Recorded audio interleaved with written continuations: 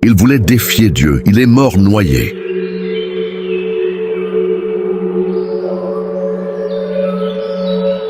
Tout commence en Égypte, il y a des milliers d'années. Le soleil brûle, la chaleur est insupportable, mais rien ne dépasse la souffrance des enfants d'Israël. Esclaves, fouettés, humiliés, forcés de construire des villes et des palais, pierre après pierre.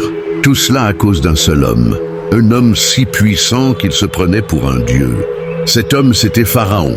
Pharaon pensait tout contrôler. Il semait la terreur et la corruption, et quiconque osait nier sa divinité était exécuté. Un jour, ses prêtres annoncèrent une prophétie. Un garçon, né parmi les enfants d'Israël, causera ta chute. Pour échapper à son destin, Pharaon ordonna l'impensable. Tuer tous les nouveau-nés garçons 1 année sur 2 et laisser les filles en vie pour en faire des esclaves. Il pensait ainsi tromper Dieu, mais personne n'échappe au destin divin. C'est dans ce contexte que Moïse naquit, un enfant né l'année où les garçons étaient condamnés à mourir.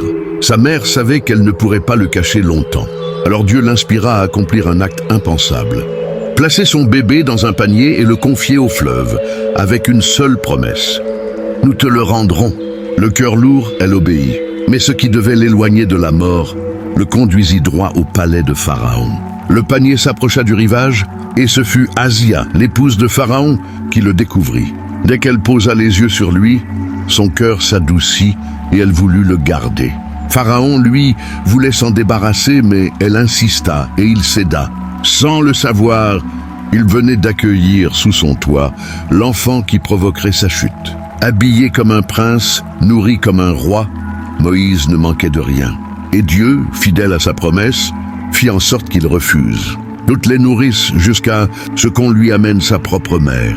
Sans savoir qui elle était, Pharaon la choisit et elle retrouva son fils. Ainsi, Moïse grandit parmi les colonnes du palais. Mais dans son cœur, il n'oublia jamais d'où il venait. Un jour, en marchant, il vit un Égyptien frapper un esclave d'Israël. Voulant arrêter l'injustice, il frappa l'Égyptien et sans le vouloir le tua. Craignant la colère de Pharaon, il s'enfuit et quitta l'Égypte. Il resta loin pendant 10 ans, loin du palais et de son passé. Il fonda une famille et mena une vie simple, jusqu'au jour où il vit un feu étrange. Il s'en approcha et reçut la révélation. Dieu lui parla et lui ordonna de retourner en Égypte pour libérer les enfants d'Israël. Malgré la peur, Moïse obéit et retourna au palais de Pharaon pour tenter de le raisonner. Mais l'arrogance du roi n'avait aucune limite. Il refusa d'écouter et poursuivit sa tyrannie. Alors les signes divins commencèrent. Le bâton devint serpent. L'eau se transforma en sang. Puis vinrent les grenouilles, les moustiques, les sauterelles, les maladies, la famine, un fléau après l'autre. À chaque châtiment, Pharaon suppliait, et dès que le fléau cessait, il recommençait. Jusqu'au jour où Dieu ordonna à Moïse de fuir. La nuit, il partit avec les enfants d'Israël.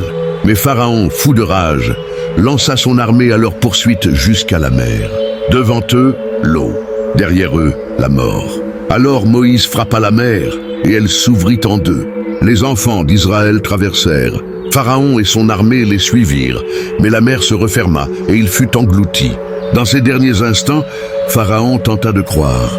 Mais Dieu lui dit, « Maintenant, alors qu'avant tu désobéissais et répandais la corruption. » Ainsi, celui qui voulait défier Dieu mourut noyé dans son propre orgueil.